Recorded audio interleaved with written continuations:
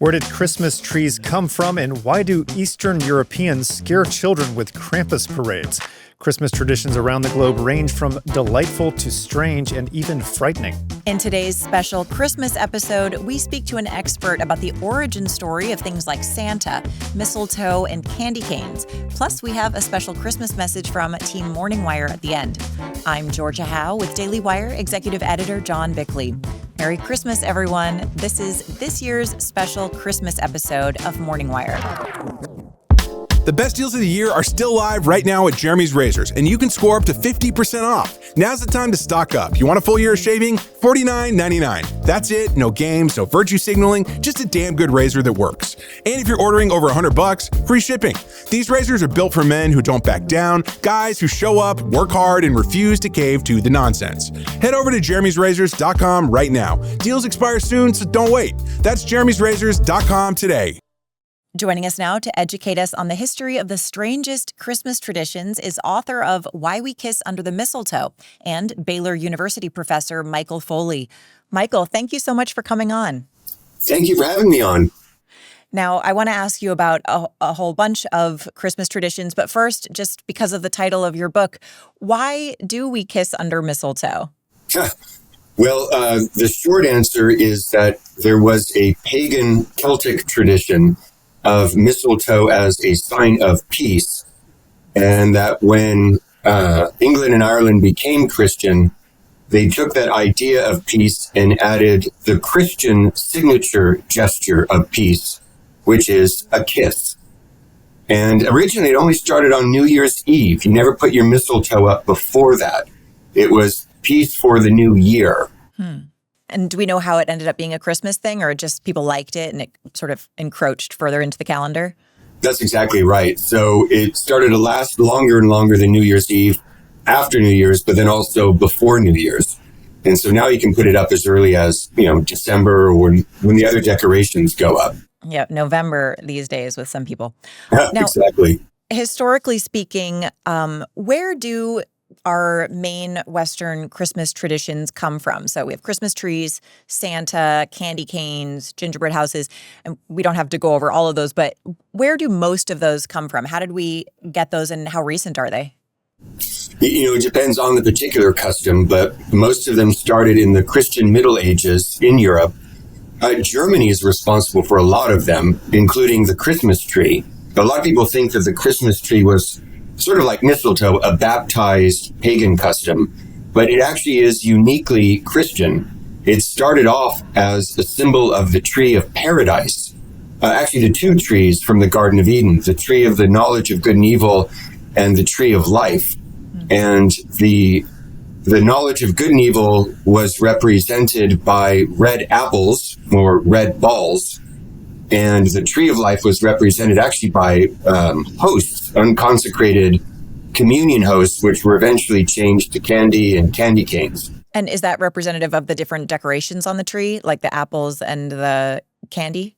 That's exactly right. That's where the red balls and the candy canes come from. They were actually symbols of the two significant trees in the Garden of Eden. Now, what about Santa Claus? Boy, he's gone through some major transformations. He started out as Saint Nicholas, a gift giver and a patron saint of children, but he was a celibate bishop from present-day Turkey from the 4th century.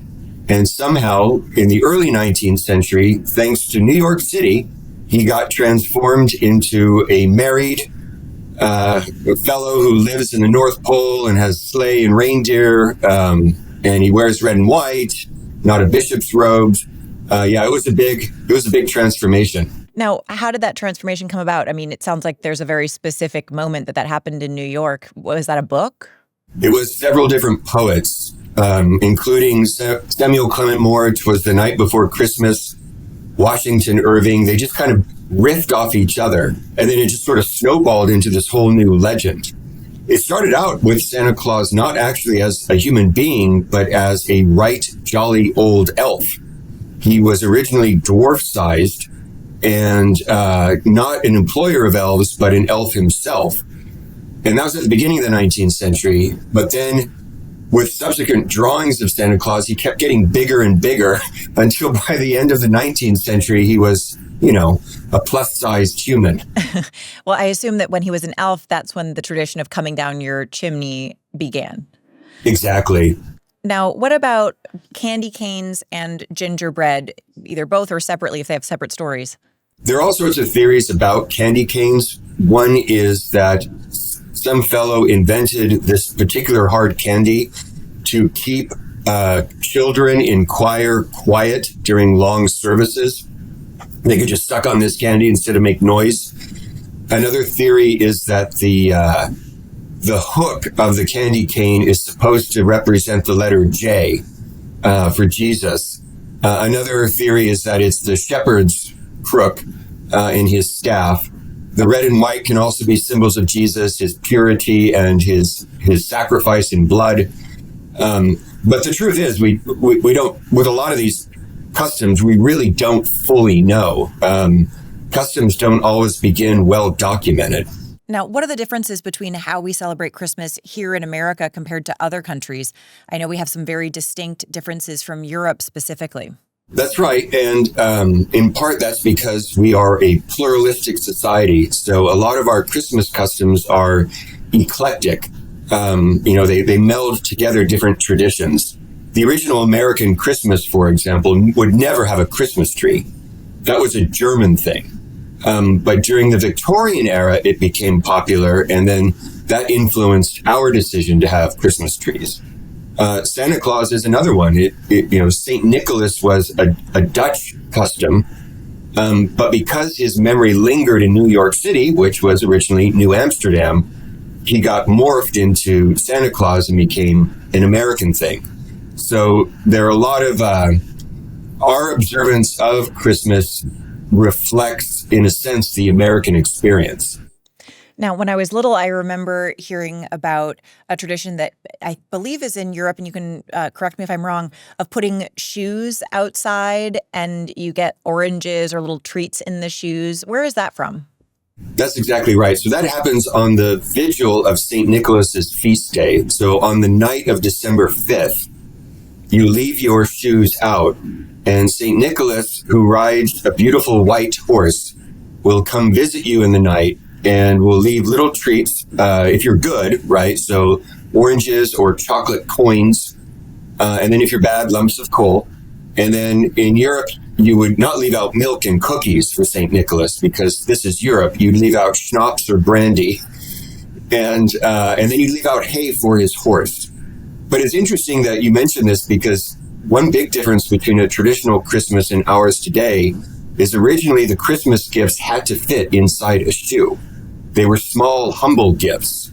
And then, needless to say, the American Christmas made those gifts a lot bigger. Now, is the shoe tradition throughout Europe, or is that specific to one country in particular? I would say the shoe tradition was ubiquitous in Western and Central Europe before the Reformation. And then after the Reformation, St. Nicholas fell on some hard times in some Protestant countries because they were worried about the whole, veneration of the saints. There are some very interesting traditions, specifically in Iceland, the 13 Santas or the Yule lads. Tell us about that. In the course of researching my book on Christmas, I concluded that Iceland has by far the most bizarre Christmas traditions on the face of the planet. And one of them was these 13 Yule lads. They are the sons of child-eating ogres. And initially they were terrifying. They would descend from the mountain for the 13 days before Christmas, one by one. And then during the 12 days of Christmas, they would go back up to the mountain one by one. But initially, they were absolutely terrifying. And it was so bad that the Danish government, which then controlled Iceland in 1759, legislated to Iceland, you have to stop telling your children these stories. They're ridiculous and sadistic. Clean it up. And so eventually they did. And now the Yule lads are pranksters. Each of the 13 is associated with a particular practical joke. And then you see them now in like sort of cartoonish figures. So they kind of, Disneyize the Yule lads to make them more palatable. Now, are the Yule lads related to Krampus, or is Krampus separate? Krampus is a demon who is separate. He hangs out in Austria and Germany, and usually around December 5th. And the reason for that is he is St. Nicholas's scary sidekick. St. Nicholas of Myra, as a bishop, was famous for exorcising demons from pagan temples and whatnot. And so the idea is that he imprisoned and enslaved Krampus. And Nicholas is a nice guy, so he only gives rewards to nice children, but he doesn't want to get his hands dirty. So he gives the job to Krampus to punish the naughty children. Now, these scary traditions, do they have any historical significance? Do they come from any specific event, or are they all just derived from the demons that St. Nicholas exorcised? I think there are a couple of things going on.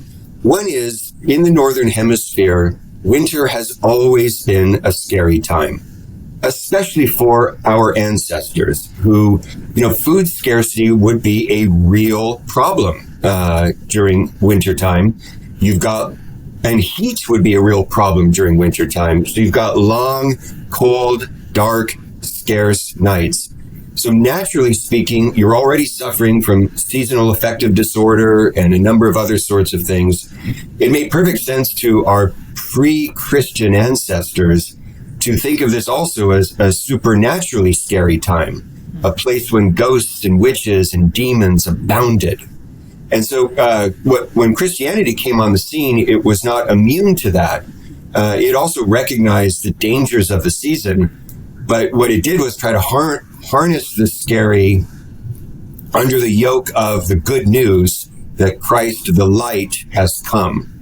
So that the scary remains in Christmas, in the Christian idea, but in a weird way, in a kind of psychologically therapeutic way. By giving voice and name to these demons, it is a kind of a catharsis of letting out the stress of the season. I like that.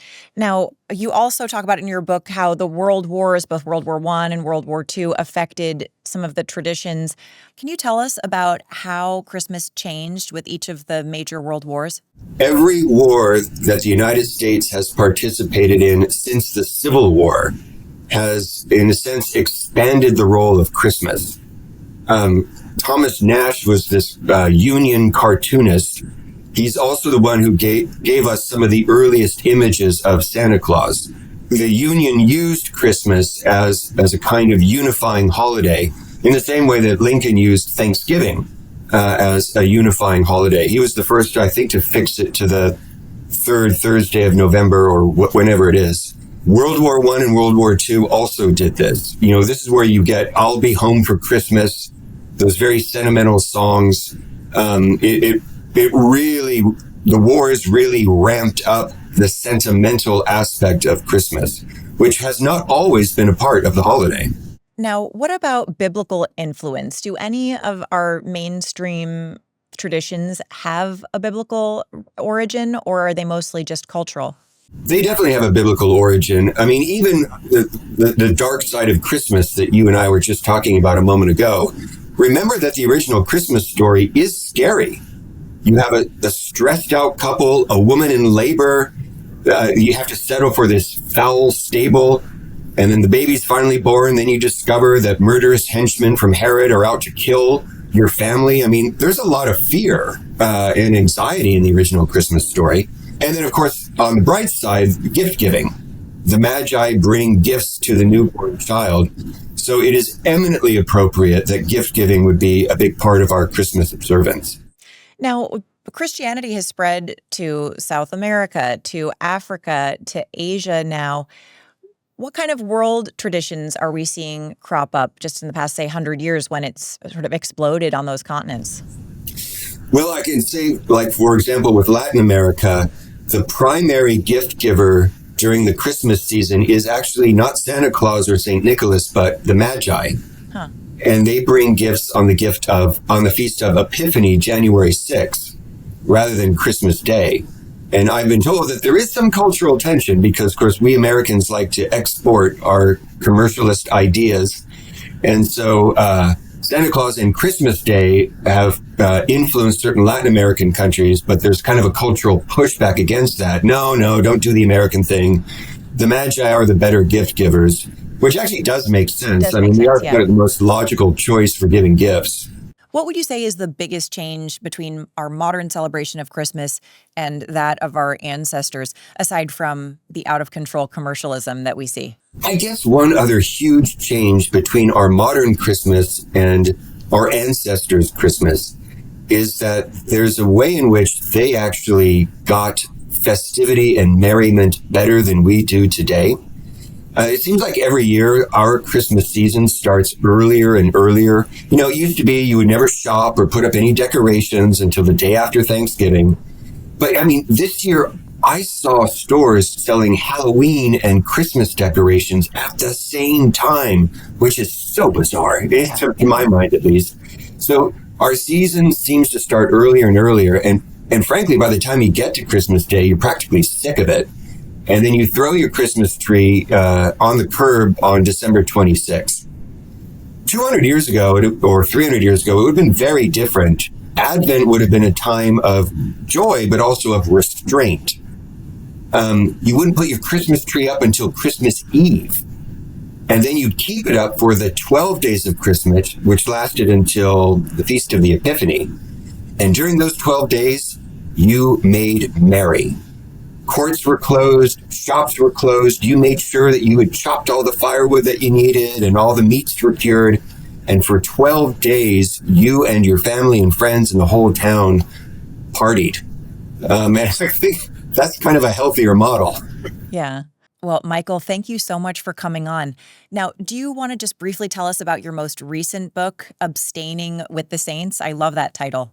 I do indeed. So in addition to my Christmas book, Why We Kiss Under the Mistletoe, I am the author of a series of cocktail and cookbooks, Drinking with the Saints, Dining with the Saints. And my most recent book, which just came out a couple of months ago, just in time for dry January, is Abstaining with the Saints, No and Low Alcoholic Beverages for Sober Souls. Now, before you go, our whole team is sharing their favorite Christmas traditions. Would you be willing to kick us off with yours? Have you heard of the Christmas pickle? No. It started in the Midwest among some Germans. I don't know if they used a real pickle, but now you use like a glass ornament pickle and you hide it. One person hides it in the Christmas tree. And the first person who finds the Christmas pickle gets an extra present. I have 6 kids, and the first time we did this, they practically tore the tree apart. It was terrifying. All right. Well, Michael, enjoy Christmas this year, and we appreciate you coming on. Merry Christmas. It's been a pleasure. Thank you. That was Michael Foley, author of Why We Kiss Under the Mistletoe. And this has been a Christmas edition of Morning Wire. Hello, Morning Wire listeners. We just heard about some of the history behind many Christmas traditions we know today, so we thought we'd share some of our own favorites. Merry Christmas from the Morning Wire team. A new Christmas tradition that I started last year and I really love is I started going to see a Christmas choir performance in December. There's one called Christmas at the Cathedral here in Nashville, although I think most cities have something similar. And it's basically a free performance of Christmas hymns and carols in a really beautiful, reverent space. It's only an hour. It's on a weeknight in early to mid-December, but the music is so beautiful and it's so edifying and it just gets me in the Christmas spirit. So that's one of my new favorite Christmas traditions. Hey, Morning Wire crew, Amanda Prestigiacomo here. If you've been a listener for a while, you might remember that I love making Christmas cookie boxes with my sisters for our friends and family. This year, we have about 24 different types of cookies, almond paste cookies, ginger snaps, cannoli cookies, Linzers, cutouts, shortbread, and so many others. And since I'm very pregnant, I did a ton of taste testing. Thank you so much for listening, and I hope you have an amazing Christmas celebrating the birth of our Lord. Hey guys, this is Daily Wire DC Bureau Chief Tim Rice. It's hard for me to pick a single Christmas tradition to highlight this year because my oldest daughter is finally old enough to appreciate Christmas on her own, so we're doing all of them. For weeks, the Rice household has been festooned with decorations and filled with the smell of baking cookies. If Christmas music isn't blasting through the halls, it's only because we're sitting down to watch Rudolph for the 15th time. Every morning, she demands I turn the tree on, and she stands in amazement at the ornaments that she helped hang. They throw the phrase childlike wonder around a lot this time of year, but this year I've had a front row seat to what that really looks like, and man, there really is nothing like it. Merry Christmas, everyone. We'll see you in the new year. Hey, Morning Wire listeners. This is Jenny Terr, Daily Wire's immigration reporter. My favorite Christmas tradition was waiting by the window on Christmas Eve for Santa, and Santa never came to my house, and that's how I learned that I was Jewish. We celebrated Hanukkah, which was very fun, and I learned to love Hanukkah. We would light the candles all 8 nights to celebrate the miracle, and we'd eat oily foods, and it was fun to just pig out and eat latkes and jelly donuts. And no, Santa didn't come to my house, but it was a really special tradition, and we still do that to this day as a family and just spend time together talking, and we sing and we say different blessings to celebrate the miracle of Hanukkah. And of course, our ancestors, and I just want to wish everyone a Merry Christmas. Hey everyone, this is Cameron Arcand, political reporter with the Daily Wire. My favorite holiday tradition is when my family brings out the Christmas tree on Thanksgiving. And then my other favorite Christmas tradition is every year we get a box from my grandmother in the mail, and we almost never know what's in it each year, so it's a nice surprise. Merry Christmas, everyone.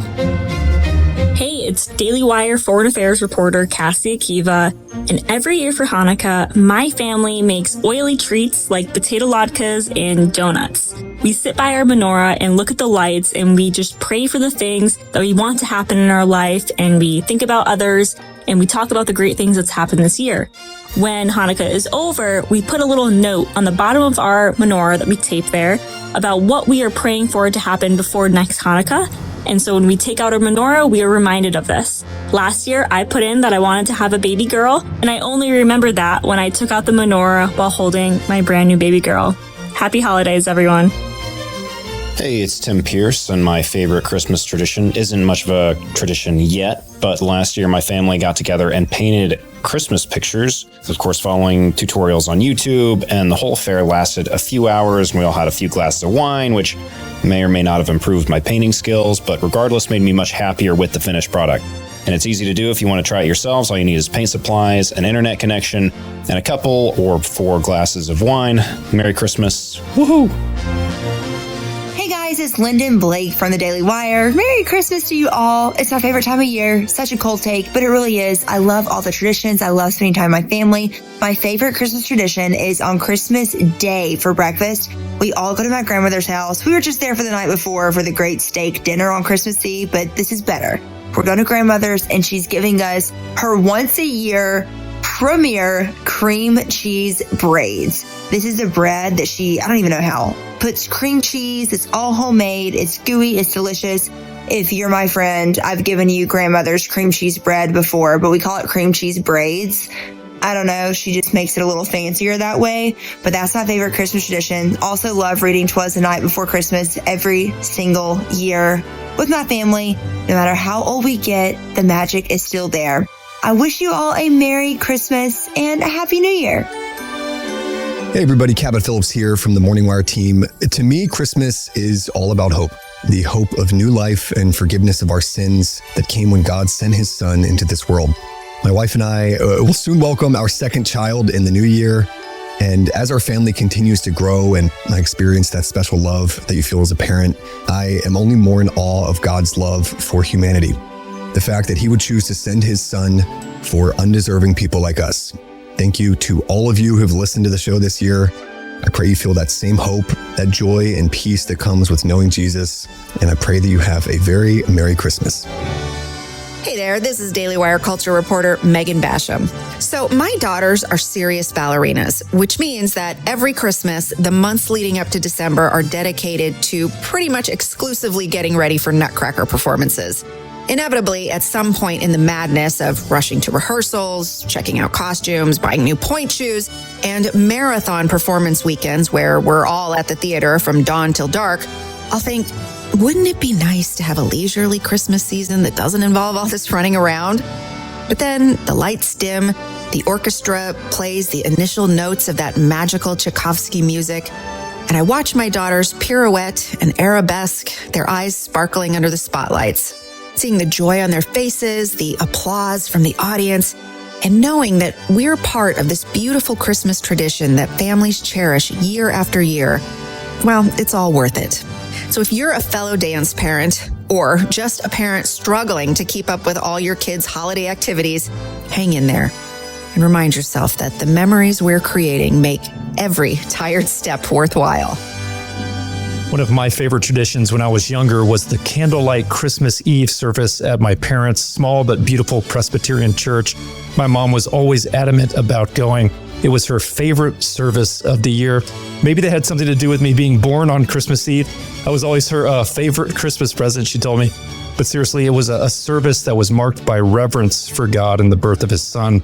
We'd quietly take our seats and we'd eventually light our candles and we'd pass the light one to the other like the flame of faith passing from person to person. Then we'd sing Silent Night. It's probably why it's always been my favorite Christmas song. If I had my way, we'd be able to recreate that moment every Christmas. From all of us here on Team Morning Wire, I just want to say we are truly grateful to you for tuning into this show. It is such a privilege to host it, and we wouldn't be here if it weren't for you, our listeners. So thank you and have a very Merry Christmas.